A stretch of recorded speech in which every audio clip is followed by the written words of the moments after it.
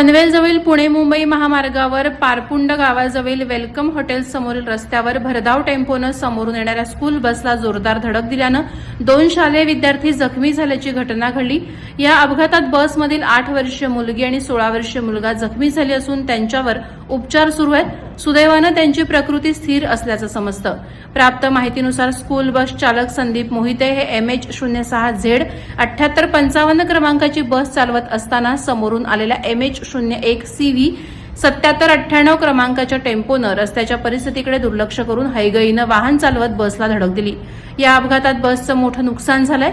या अपघाताची नोंद पनवेल शहर पोलीस ठाण्यात करण्यात आली असून टेम्पो चालक मिलिंद सपकाळ वय 43 राहणार मुंबई याला पोलिसांनी ताब्यात घेतलंय। पुढील तपास सहाय्यक पोलीस निरीक्षक सचिन पवार यांच्या मार्गदर्शनाखाली सुरू आहे। पोलिसांनी वाहन चालकांनी वेगावर नियंत्रण ठेवून वाहतूक नियमांचं पालन करण्याचं आवाहन केलंय। वादळवारा लाईव्हसाठी संजय कदम, पनवेल।